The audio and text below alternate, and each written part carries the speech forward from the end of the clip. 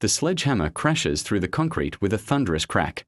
Karen's face contorts with rage as she watches her neighbor destroy what she considers her pool, the one she's used for 3 summers without permission. But when the police arrive and her own children break down in tears, confessing to vandalizing his property with spray paint and broken windows, Karen's righteous fury crumbles into horrifying realization. She's been fighting the wrong battle all along. Part 1. The breaking point. The sledgehammer felt heavier than Marcus Williams remembered, its steel head catching the afternoon sun as he lifted it above his shoulder. Sweat beaded on his dark skin despite the October chill, his breath forming small clouds in the crisp air. 3 years. 3 years of watching his neighbors treat his backyard like their personal resort. You can't do this. The shriek came from Karen Henderson, her blonde hair whipping around her flushed face as she stormed across her manicured lawn. She wore yoga pants and a tank top despite the weather, her usual uniform for what Marcus had dubbed her suburban patrol activities. That pool belongs to the neighborhood. Marcus paused, the sledgehammer balanced in his grip. The concrete edge of the pool gleamed mockingly at him, every crack and chip a reminder of the parties, the late-night splashing. The beer cans he'd found floating in the chlorinated water he no longer bothered to treat. It belongs to me, Karen. His voice carried the patience of a man who'd had this conversation too many times. It's on my property. I pay for the maintenance, the chemicals, the repairs when your kids and their friends treat it like a skate park. Karen's face reddened further, if such a thing were possible. Behind her, Marcus could see other neighbors gathering, Mrs. Patterson from across the street clutching her afternoon tea, the Morrison twins stopping their bike ride to stare, even old Mr. Chen pausing his eternal garden work to witness the spectacle. The previous owners let everyone use it. Karen's voice pitched higher, attracting more attention. It's been a community pool for 15 years. You can't just, I can do whatever I want with my property. Marcus brought the sledgehammer down with controlled force. The concrete cracked with a satisfying crunch, sending small fragments skittering across the pool deck. And I'm done being the neighborhood's free pool service. Karen lunged forward as if to grab the tool from his hands. Stop it. My children have been swimming in that pool since they could walk. It's practically theirs. That was the wrong thing to say. Marcus had spent his morning surveying the damage from the latest pool party, the broken pool light, the torn liner, the spray-painted profanity on his fence. His insurance had already denied 2 claims, calling the damage preventable. Neighbor disputes. Your children. Marcus set the sledgehammer aside and walked to his fence, where fresh graffiti spelled out Pool Nazi in neon green spray paint. Is this their handiwork too? Karen's eyes darted to the fence, then back to Marcus.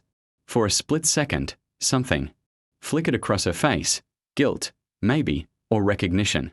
But it vanished as quickly as it appeared, replaced by her usual indignant mask. Anyone could have done that. The neighborhood kids are upset about losing their pool access. You're being unreasonable, Marcus. Selfish. Selfish. Marcus nodded slowly, walking back to where Karen stood at the property line, a line she crossed regularly but now respected only when it suited her argument. I'm selfish for not wanting to pay $3,000 a month to maintain a pool for other people's kids. Selfish for not wanting my property destroyed every weekend. It wasn't destroyed before you started being such a what, Karen? Marcus's voice dropped to a dangerous quiet. Around them, the gathered neighbors seemed to lean in, sensing the shift in tone. Go ahead. Say what you really mean. Karen's mouth opened and closed like a fish. Whatever she'd been about to say. The words died under Marcus's steady gaze and the sudden attention of their audience. Mrs. Patterson cleared her throat uncomfortably. The Morrison twins exchanged glances and pedaled away, their entertainment turning too real too quickly. I'm calling the HOA, Karen declared, as if she'd discovered her trump card. And the city. You can't just destroy property without permits. Marcus actually laughed, a sound devoid of humor. The HOA that doesn't exist in this neighborhood? The city that's already approved my pool removal permit. He pulled a folded paper from his back pocket, waving it in the air. Got it 3 weeks ago, Karen. Same day you threw that party for your book club and left me to fish wine glasses out of my filter system. The color drained from Karen's face. You're bluffing. Am I? Marcus unfolded the permit, holding it out for her to read. Permit number 2024, PIA 8847. Pool removal and landscaping. Approved for immediate commencement. Karen snatched the paper, her eyes scanning the official letterhead and stamps. Her hands trembled slightly as the reality sank in. This is illegal somehow. You have to give notice to neighbors who might be affected. I posted the required notice on my front door 30 days ago. The same door you walk past every time you use my pool without permission. Marcus took the permit back, refolding it carefully. The same door you ignored when I left 3 separate written requests asking you to keep the parties to a reasonable hour. I never saw any notices. Because you didn't want to see them. Marcus picked up the sledgehammer again. Just like you don't want to see the property line. Just like you don't want to see that this isn't your pool. Karen's composure finally cracked. My kids love that pool. It's the only place they can cool off in the summer. We can't afford our own. Then maybe you should have thought about that before your family turned mine into a public nuisance. Marcus raised the sledgehammer again. Maybe you should have thought about it before someone, and I wonder who, decided to redecorate my fence. The tool came down again, harder this time. More concrete cracked, sending a web of fractures through the pool's edge. Karen flinched as if he'd struck her personally. You're making a mistake, she said, her voice now carrying a threatening undertone. The whole neighborhood is going to hear about this. About how you're destroying something beautiful that brought joy to children, just because you're too bitter and selfish to share. Marcus paused in his demolition, studying Karen's face. There was something else there now, beyond the anger and entitlement. Something calculating. Are you threatening me, Karen? I'm warning you. She stepped closer to the property line, her voice dropping to ensure their audience couldn't hear. You think you can just move into this neighborhood and change everything? Make enemies of everyone? There are consequences to being antisocial, Marcus. Ways the community deals with. People who don't fit in. The words hung in the air like a toxic cloud. Marcus felt something cold settle in his chest. Not fear, exactly, but recognition. He'd heard variations of this speech before, in other neighborhoods, other cities. The coded language of people who believed belonging was something they could grant or revoke at will. Is that right? Marcus's voice remained level, but his grip tightened on the sledgehammer handle. And what exactly are you suggesting, Karen? Before she could answer, a police cruiser turned onto their street, moving slowly as if the officer were looking for an address. Karen's eyes lit up with triumph. I called them an hour ago, she announced loudly, clearly intending for the growing crowd of neighbors to hear. Reported a property destruction dispute. Someone needs to stop this madness before it gets out of hand. The cruiser pulled to the curb in front of Marcus's house.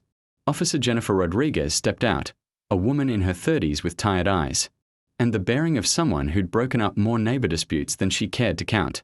Marcus had met her twice before, once when someone had reported him for suspicious activity while moving into his own house, and once when Karen had called about his excessive lawn mowing at the apparently unreasonable hour of 10 a.m. on a Saturday afternoon, folks. Officer Rodriguez approached the property line where Karen and Marcus faced each other like gunslingers at noon. Got a call about a property dispute. Mind telling me what's going on? Karen immediately launched into her narrative, her voice taking on the wounded tone of someone who'd been grievously wronged. She painted herself as a concerned neighbor trying to preserve something beautiful for the children, while Marcus became a vindictive newcomer destroying beloved community. Assets out of spite. Officer Rodriguez listened patiently, occasionally glancing at Marcus, who stood quietly beside his partially demolished pool. When Karen finished her performance, the officer turned to him. Sir, your side of the story. Marcus handed over his permit without a word. Officer Rodriguez examined it carefully, checking the dates and signatures.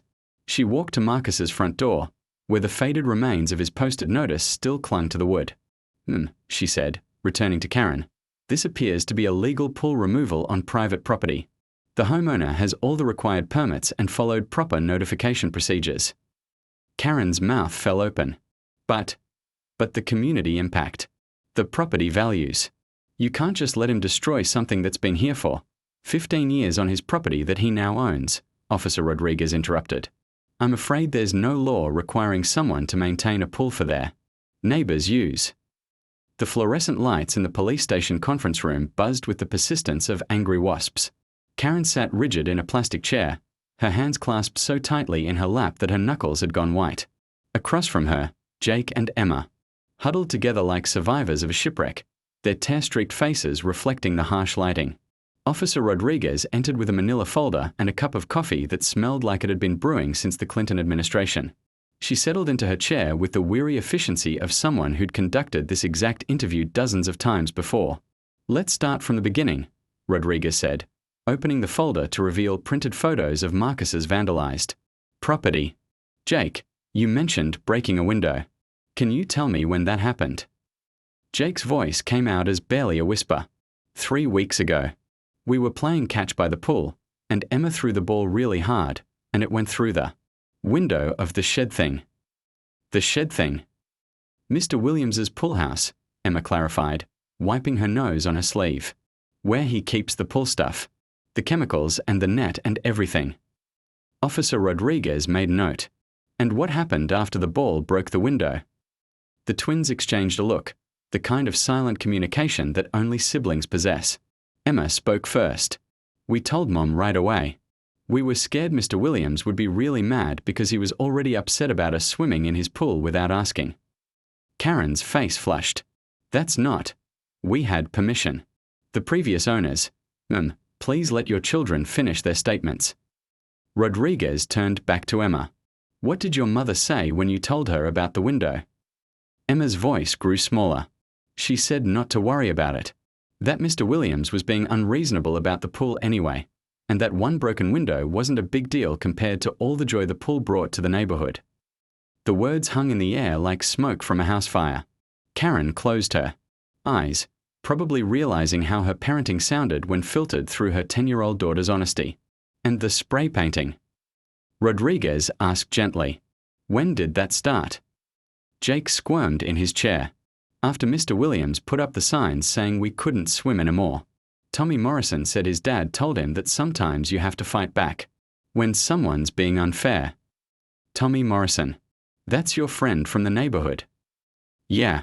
His dad works in construction and knows about property stuff. He said Mr. Williams couldn't just take away something that belonged to everyone." Jake's voice grew defensive, echoing arguments he'd clearly absorbed from adult conversations. He said sometimes grown-ups need to be taught lessons. Karen's eyes snapped open. I didn't tell them to vandalize anything." "No, but you agreed with Tommy's dad, didn't you, Mom?" Emma's question cut through Karen's denial like a blade. "You said Mr. Williams was being selfish and mean, and that the neighborhood should stick together against people who don't understand community spirit." Officer Rodriguez leaned forward slightly. "Jake, whose idea was it to use spray paint?" "Tommy's. He said his dad had leftover paint from a job, and that if we wrote something that would make Mr. Williams understand how wrong he was being, maybe he'd change his mind about the pool." "And where did you get the paint?" Jake's eyes darted to his mother, then back to the officer. "From our garage. Mom had some left over from when she painted her craft room." The confession hit Karen like a physical blow. Her own supplies, her own garage, had provided the tools for her children's crimes. She opened her mouth to speak, then closed it again, understanding finally that every word she'd spoken in front of her children had led to this moment. "What did you write?" Rodriguez asked. "Pool Nazi on the fence," Emma admitted. "And selfish jerk on his garage door. And we hate you on the side of his house." Her voice broke on the last admission. "But then we felt really bad about it. Especially the hate one, so we tried to write we are sorry too, but the paint was almost gone." Rodriguez made more notes, her expression carefully neutral. "Did anyone else participate in the vandalism?" "Tommy helped with the fence," Jake said. "And his sister Emma, not my Emma, the other Emma, she was the lookout. But it was mostly us because it was our pool that Mr. Williams was taking away." "It wasn't your pool," Karen whispered, the truth finally penetrating her fortress of justification. Both children turned to stare at their mother as if she'd spoken in a foreign language. "But you said," Emma began. "I was wrong." The words seemed to physically hurt Karen to speak. "It was never our pool. It was always Mr. Williams's pool, and I." I taught you that it was okay to use other people's things without permission. The silence that followed was broken only by the buzzing fluorescent lights and the distant sound of traffic outside. Officer Rodriguez studied the family with the clinical assessment of someone who'd seen too many similar scenes. Good kids led astray by adults who should have known better. Mrs. Henderson, I need to ask you directly, did you know your children were vandalizing Mr. Williams's property? Karen's lawyer, if she'd had one, would have advised her to remain silent. But sitting in that sterile room, watching her children's faces crumble as they realized the full weight of what they'd done, Karen found she couldn't hide behind legal technicalities. I knew about the window, she admitted. I told them not to worry about it because I was angry at Marcus for restricting pool access. I thought he was being vindictive, and I didn't want to give him more ammunition against us. And the spray painting. I didn't know they were doing it, but... Karen's voice caught. But I created the environment where they thought it was acceptable. I called him names in front of them. I complained constantly about his selfishness and his cruelty to children. I made them believe he was the enemy. Jake began crying again, the kind of deep, hiccuping sobs that come from realizing you've hurt someone who didn't deserve it. Is Mr. Williams going to hate us forever? Before Officer Rodriguez could answer, there was a knock on the conference room door. A younger officer poked his head in. Rodriguez? The complainant is here. Says he wants to speak with the family. Karen's head snapped up. Marcus is here. He asked if he could address the children directly. With your permission. Of course. Karen looked at her twins, both of whom were staring at the door with expressions of terror and shame. She nodded slowly. Marcus entered the room carrying a small paper bag and looking nothing like the angry neighbor who'd been demolishing his pool hours earlier. He'd changed into clean clothes and his expression was careful, controlled, but not unkind.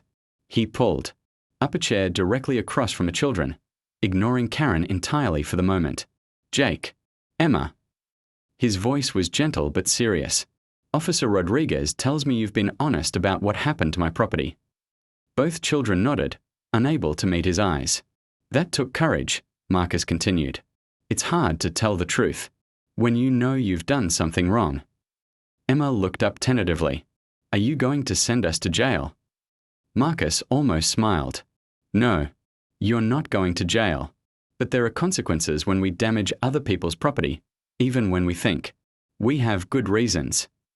He reached into the paper bag and pulled out 2 items, a small hand mirror and a photograph of his backyard taken the morning after the latest vandalism. I want you both to look at this picture, and then look at yourselves in this mirror. The children obeyed, studying the image of spray-painted hatred on Marcus's fence and garage, then their own reflection. What do you see? Marcus asked. Jake spoke first, his voice barely audible. I see kids who did something really mean. And what else? Emma studied her reflection more carefully. I see kids who look like they feel really bad about what they did. That's right. You feel bad because you know you hurt someone. That feeling, that's called conscience. It's what tells us when we've done wrong, and it's what helps us become better people. Marcus leaned forward slightly. But feeling bad isn't enough. When we hurt someone, we need to make it right. Do you understand? Both children nodded. The damage you did to my property is going to cost about $3,000 to fix. That's more money than most kids can earn, even with allowances and birthday money. Karen started to speak, but Marcus held up a hand, stopping her. However, he continued, there are other ways to make amends. Ways that might teach you more than just paying money. He pulled a piece of paper from his pocket, handwritten notes in his careful script. I've made a list of work that needs to be done around my property. Cleaning, painting, yard work, organizing. Nothing dangerous, nothing too hard for kids your age, but real work that has real value. Emma's eyes widened. You want us to work for you. I want you to understand that actions have consequences, and that when we hurt someone, we have a responsibility to help heal that hurt. Marcus looked directly at each child. If you're willing to work, really work, not just show up and go through the motions, then I'm willing to teach you about responsibility, respect, and what it means to be a good neighbor. Jake wiped his nose on his sleeve. What about our mom? Is she in trouble? Marcus finally looked at Karen, his expression unreadable. That depends on your mother. Karen had been preparing for anger, for demands for payment, for threats of lawsuits and criminal charges.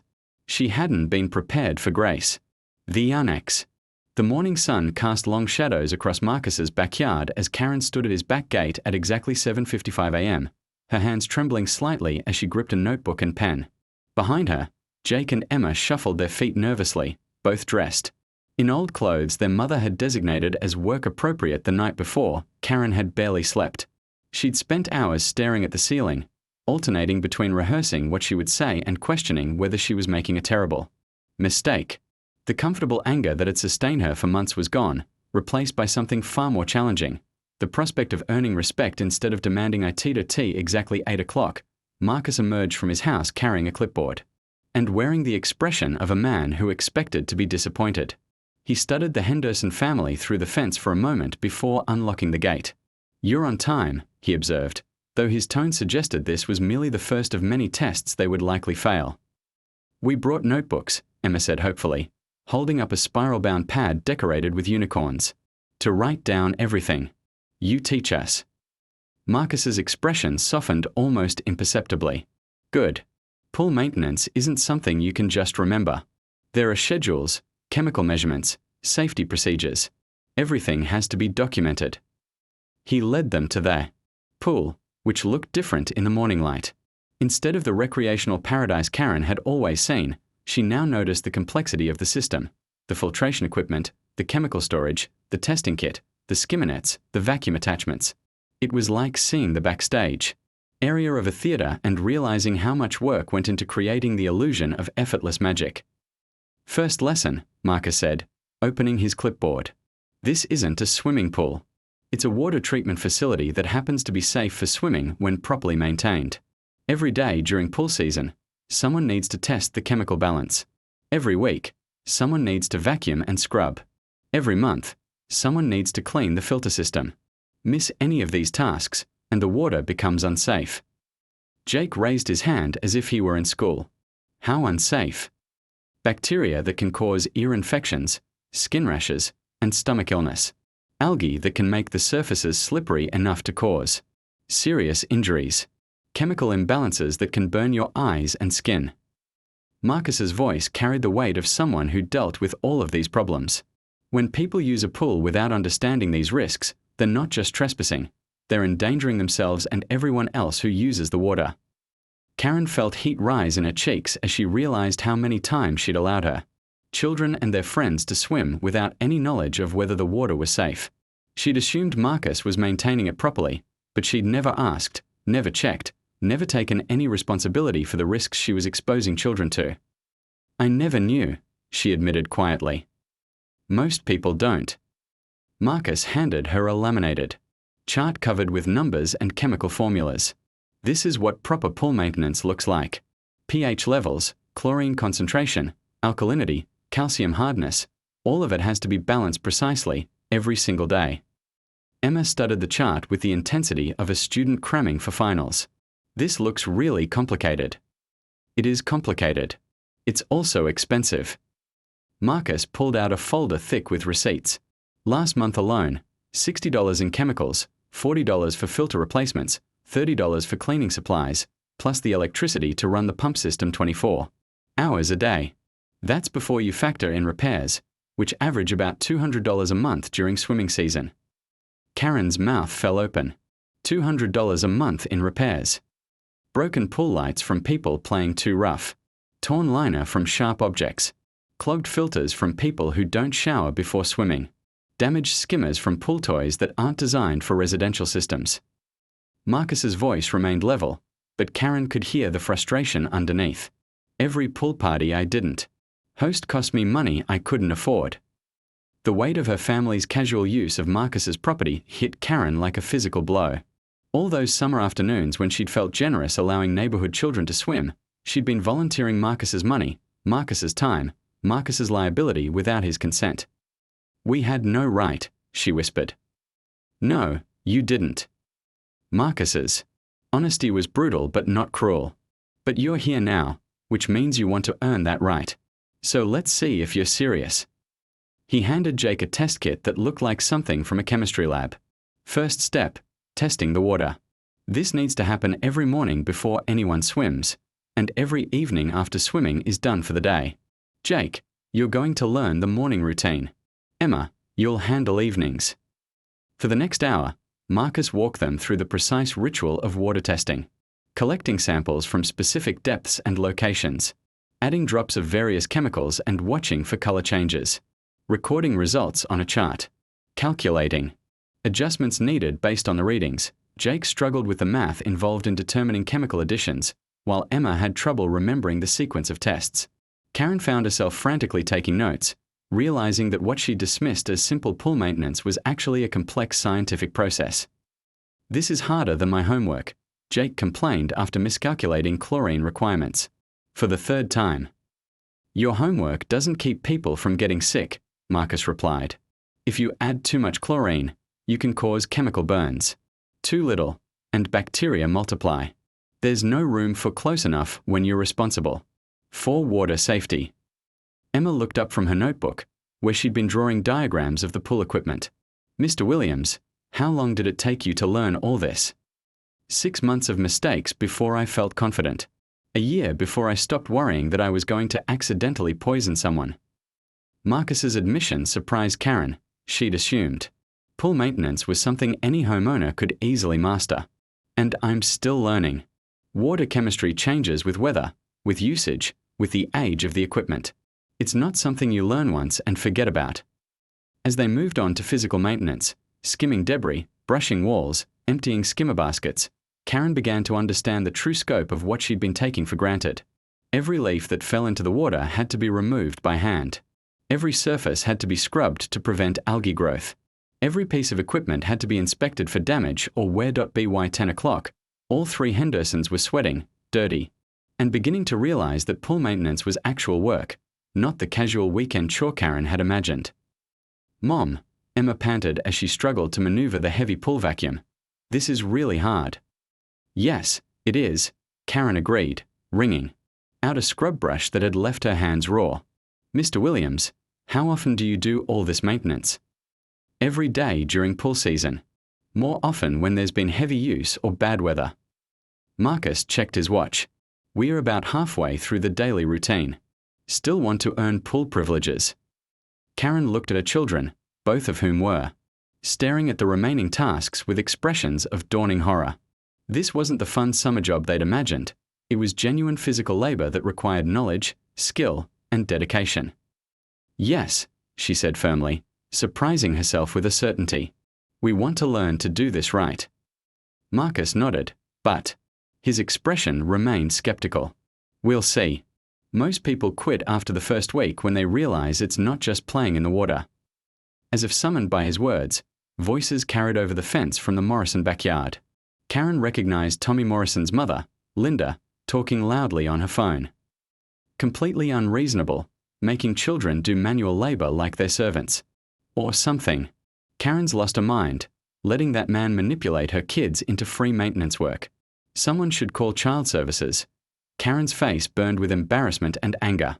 The old Karen would have marched over to defend herself, would have found validation in Linda's outrage.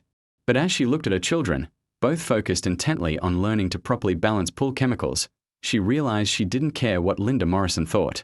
"Ignore it," Marcus said quietly. "Some people will never understand the difference between work and punishment." "Is that what this is?" Jake asked, looking up from the chemical chart he'd been studying. "Punishment." Marcus considered the question. "Seriously, what do you think?" Jake was quiet for a moment, clearly working through the distinction. "I think punishment is when someone makes you do something bad because you did something bad. But this is learning to do something good because we want to fix what we did wrong." "That's exactly right." Marcus's approval was genuine, and Jake beamed with pride. Punishment is about making people suffer for their mistakes. Accountability is about learning to prevent those mistakes in the future. Emma had been listening, while wrestling with the pool vacuum. "Mr. Williams, when we learn to do all this stuff properly, will you trust us to swim in your pool?" The question hung in the air like a challenge. Marcus studied Emma's earnest face, then looked at Jake, still bent over his chemical calculations, then finally at Karen, who was scrubbing pool tiles with the determination of someone trying to scrub away months of poor choices. Trust isn't something you earn in a day, Emma, or even a week. Marcus's voice was gentle but honest. Trust is built through. 2 weeks later, the Henderson family's commitment faced its first real test when Karen's alarm failed to go off and she woke at 8:47 a.m. to find Marcus standing at her front door with an expression that could have frozen the neighborhood pool. "We had an agreement," he said when she opened the door in her bathrobe, hair disheveled and panic written across her face. "I know, I'm so sorry. My alarm. Your alarm is your responsibility. Pool maintenance doesn't pause for oversleeping." Marcus's voice carried the disappointment of someone who'd expected exactly this outcome. Jake and Emma were supposed to do the morning water testing an hour ago. Karen's stomach dropped as she realized the implications. During their training, Marcus had stressed repeatedly that water chemistry was time-sensitive, that bacterial growth could accelerate rapidly in warm weather, that chlorine levels needed to be checked before anyone could safely swim. "Give us 10 minutes, she pleaded. "We can still. The Morrison kids have been in the pool for 20 minutes. The words hit Karen like a physical blow. She stared at Marcus in confusion, then horror, as the reality sank in. "What? But how did they? They climbed your fence while you were sleeping. Tommy said his mother told him the pool was public property and that I couldn't legally keep anyone out." Marcus's anger was controlled but unmistakable. "I found them swimming in water that hasn't been tested or treated since yesterday evening." Karen felt the world tilt around her. In 2 weeks of intensive training, she'd learned enough about pool chemistry to understand what this meant. Untested water. Potential bacterial contamination. Children at risk because of her family's failure to maintain their commitment. Are they okay? Are they hurt? They're fine, for now. But that's not the point. Marcus stepped closer, his voice dropping to ensure the conversation remained private. "The point is that when you fail to meet your responsibilities, other people get hurt. When you oversleep, children swim in potentially dangerous water. When you break your commitments, the consequences fall on innocent people." Behind Karen, Jake, and Emma appeared at the top of the stairs, still in their pajamas but clearly awakened by the conversation. Both children looked stricken as they realized what had happened. "We messed up," Jake whispered. "Yes, you did." Marcus didn't soften his words, but his tone wasn't cruel. "The question now is what you're going to do about it." Emma began crying, not the manipulative tears of a child trying to avoid consequences, but the genuine grief of someone who understood they'd failed people who were counting on them. "We studied every night," she sobbed. "We practiced the chemical tests. We wrote everything down. We didn't mean to oversleep." Meaning to do something and actually doing it are different things, Emma. Good intentions don't keep pool water safe. Karen watched her daughter's face crumble and felt something break inside her chest. For 2 weeks, both children had thrown themselves into learning pool maintenance with a dedication that had surprised everyone, including Karen herself. They'd memorized chemical ratios, practiced equipment operation, even done extra research online about water treatment. They'd been proud of their growing expertise, excited about earning Marcus's trust. And now, because of one mechanical failure, one stupid alarm clock, all of that progress felt worthless. "This isn't their fault," Karen said, stepping protectively in front of her children. "I'm the adult. I'm responsible for making sure we all get up on time. If anyone should be punished, this isn't about punishment," Marcus interrupted. "It's about reliability. And right now, your family isn't reliable." The judgment stung because Karen couldn't argue with it. Despite their best intentions, despite genuine effort and commitment, they had failed at the first real test of their dependability. "So what happens now?" she asked, though she was afraid she already knew the answer. Marcus looked past her to Jake and Emma, both of whom were watching him with expressions of desperate hope mixed with resignation. "Now you prove whether this was just an isolated mistake or the beginning of a pattern." He pulled out his phone and showed them a photo of the Morrison children splashing in the untested pool water. "Tommy Morrison is telling everyone that pool maintenance is just an excuse to make you do free labor, that the water is always safe regardless of testing, that I'm exploiting your guilt to get servants." Karen's heart sank as she realized the broader implications. If word spread that pool maintenance was unnecessary, that Marcus was just making them jump through arbitrary hoops, then everything they'd learned, all the work they'd done, would be dismissed as elaborate manipulation. But that's not true, Jake protested. The chemical testing is really important. We've seen what happens when the pH is wrong. The chlorine doesn't work right and bacteria can grow. I know that. You know that. But do you think Tommy Morrison cares about water chemistry when he's telling his friends that pool safety is just a made-up excuse? Emma wiped her nose on her pajama sleeve. So what do we do? Marcus considered this for a moment, and Karen could see him weighing options, testing their commitment, deciding how much trust he was willing to risk. You have a choice, he said finally. You can give up now, admit that this responsibility is too much for you, and go back to having no pool access at all. Or you can double down. Prove that today was an exception, not the rule. How? Karen asked. By doing something none of your neighbors expect. Marcus's expression was unreadable. By taking responsibility not just for your own mistakes, but for the consequences of those mistakes.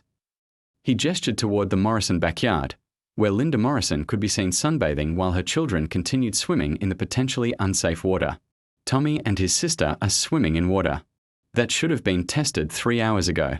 If they get sick, if they develop ear infections or skin rashes or stomach problems, it will be because your family failed to maintain the safety protocols you committed to following. The weight of potential liability settled over Karen like a suffocating blanket. She'd never considered that their responsibilities extended beyond their own family, that other people's children might be affected by their failures. What are you suggesting we do? What responsible pool owners do when safety protocols have been violated? Marcus handed her a testing kit.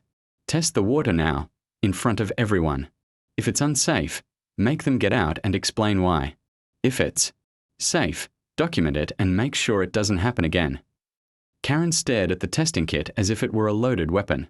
She understood what Marcus was really asking, that she publicly acknowledge her family's failure, take responsibility for putting children at risk, and face the neighborhood's judgment while doing the right thing. The old Karen would have refused, would have found excuses, blamed circumstances, avoided the humiliation of admitting error in front of people who were already questioning her judgment. But as she looked at Jake and Emma, both of whom were watching her with expressions that begged her to be the mother they deserved rather than the one they'd had, Karen realized this was the moment that would define everything that came after. Give me 5 minutes to get dressed, she said, taking the testing kit from Marcus's hands. 15 minutes later, Karen walked across her backyard toward the fence separating her property from Marcus's, carrying the pool testing kit, and followed by Jake and Emma, both fully dressed and carrying their maintenance notebooks. Marcus walked beside them, his expression giving nothing away. The Morrison children, Tommy, Emma Morrison, and their younger brother Kyle, were engaged in an elaborate game of pool tag, completely oblivious to the adults approaching the fence. Linda, Karen called over the sound of splashing. I need to speak with you. Linda Morrison looked up from her magazine, shading her eyes against the morning sun. Oh, hello Karen. Finally decided to stop playing servant to your demanding neighbor. The comment was clearly intended as support, but Karen felt only embarrassment at how accurately it reflected her previous mindset. Actually, I need to test the pool water before your children continue swimming. Linda's expression shifted from friendly support to confusion to irritation in rapid succession. Excuse me. We overslept this morning and didn't complete our water safety testing routine. The pool water hasn't been chemically balanced or checked for bacterial contamination since yesterday evening. Karen's voice was steady despite the trembling in her hands. Until I verify that it's safe, your children shouldn't be swimming. The splashing in the pool stopped as the Morrison children realized they'd become the center of adult attention. Tommy Morrison floated in the middle of the pool, looking between his mother and Karen with obvious confusion. That's ridiculous, Linda declared. Pool water doesn't become dangerous overnight. This is exactly the kind of manufactured crisis I was talking about, making you believe that expensive chemical testing is necessary when people have been swimming in pools for decades without constant monitoring.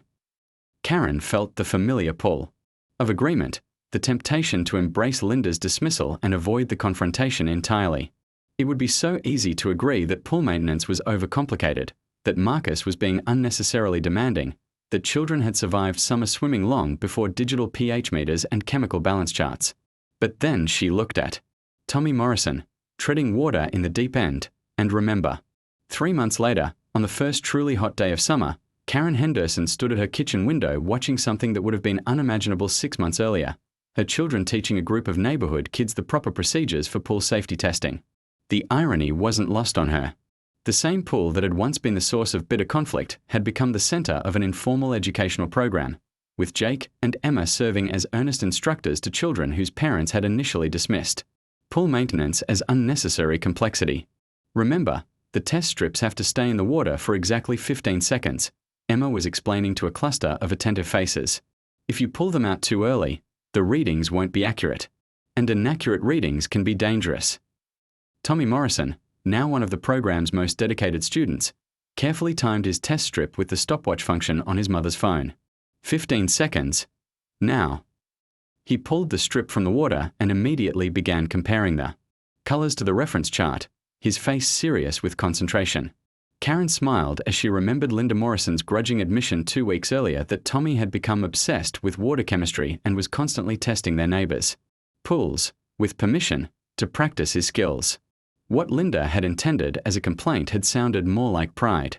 The kitchen door opened behind her, and Marcus entered carrying a folder thick with official-looking documents. Over the past 3 months, their relationship had evolved from wary cooperation to something approaching friendship, built on mutual respect and the shared experience of watching children discover the satisfaction of genuine expertise. The insurance company finally processed everything, he said, setting the folder on Karen's kitchen table. Your homeowner's policy covered all the vandalism damage, plus they're treating it as a closed case since no criminal charges were filed. Karen turned from the window, studying Marcus's expression. You don't look as relieved as I expected. I got a call from Linda Morrison this morning. She wants to discuss Tommy's excessive interest in pool maintenance. Marcus's tone suggested this conversation hadn't gone well. Apparently, he's been criticizing other neighborhood pool owners for not following proper safety protocols. Karen winced. She could imagine Tommy, armed with newfound knowledge and 10-year-old certainty, lecturing adults about their chemical balance mistakes. What did she want you to do about it? Stop teaching him. She thinks his obsession with pool safety is making him antisocial and judgmental toward other kids who just want to have fun swimming.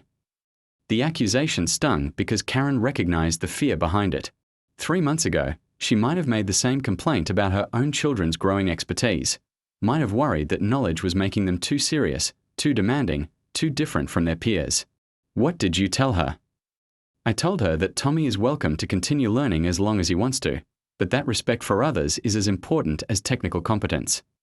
Marcus gestured toward the window, where Tommy was patiently helping a younger child understand pH readings. Though from what I can see, he's already figuring that out on his own. Karen nodded, watching Tommy's gentle instruction of 6-year-old Kyle Morrison. The boy who had once spray-painted hateful messages on Marcus's fence was now teaching his little brother to read chemical test results with the patience of a natural educator. The real issue, Marcus continued, isn't Tommy's expertise. It's that his knowledge is making other adults uncomfortable. When a 10-year-old can explain why their pool maintenance is inadequate, it forces them to confront their own ignorance or laziness. Like I had to confront mine, Karen said quietly. Like we all have to, eventually. They stood in comfortable silence, watching the children work through their morning testing routine with the methodical precision that had become second nature. Jake was documenting results while Emma adjusted chemical levels, both of them moving with the confidence of people who genuinely understood their responsibilities. Marcus, Karen said finally, can I ask you something I've been wondering about? 4 months. Of course. Why did you give us that second chance? After we failed the first morning, after everything we'd put you through, why didn't you just end the arrangement and go back to maintaining the pool yourself? Marcus considered the question seriously, as he did most things. Do you remember what Emma said when she confessed to the vandalism? When Officer Rodriguez asked about the spray painting? Karen thought back to that awful afternoon in the police station. She said they didn't want you to take away their pool. Not their pool. She said they didn't want me to take away our pool. Marcus's emphasis on the pronoun was gentle but significant. Even after everything that had happened, even while Confessing to criminal vandalism, she still thought of it as something shared, something that belonged to the community. Karen felt her throat tighten as she understood what he was saying. She wasn't just defending her right to swim. She was defending the idea that neighbors should share with each other. Emma understood. Something that most adults miss. That true community isn't about taking what you want from other people. It's about taking care of things together so everyone can benefit. Through the window, they watched Emma Henderson and Tommy Morrison working together to vacuum the pool. Both children focused intently on removing every leaf and bit of debris. The scene was so normal, so peaceful, that it was hard to remember. The anger and conflict that had preceded it. I still can't believe how much they've learned, Karen admitted. 3 months ago, I thought pool maintenance was just dumping chlorine in the water occasionally. Now Jake understands water chemistry better than I understood high school physics. Knowledge changes people, Marcus observed. When you truly understand how something works, when you comprehend the complexity and responsibility involved, you can't go back to ignorance. You can't unknow what you know. Is that why some parents don't want their children learning this stuff? Because they're afraid of what their kids might realize about their own choices? Marcus nodded slowly. Ignorance is comfortable. It allows people to demand without understanding, to consume without contributing, to criticize without taking responsibility. Knowledge is uncomfortable because it comes with obligations. As if summoned by their conversation, Linda Morrison appeared at the fence separating the two backyards. She approached cautiously, clearly unsure of her reception after months of criticism and resistance. Karen, could I speak with you for a moment? Karen glanced at Marcus, who nodded encouragingly, then walked outside to meet Linda at the fence. Up close, Linda looked tired in a way that suggested sleepless nights and difficult realizations. I owe you an apology, Linda said without preamble. Several apologies, actually. Karen waited, not wanting to make this conversation easier by offering premature forgiveness. I was wrong about the pool maintenance. Wrong about Marcus exploiting your children. Wrong about Tommy's learning being a bad thing. Linda's voice was steady but strained. Last week, Tommy found a dead bird in the Reynolds pool. The water hadn't been tested in 3 days, and the chlorine levels were so low that the bird had started to decompose. Tommy made them shut down the pool and call a professional cleaning service. Karen felt a chill of recognition. 6 months ago, she would have dismissed such an incident as an overreaction to a minor problem.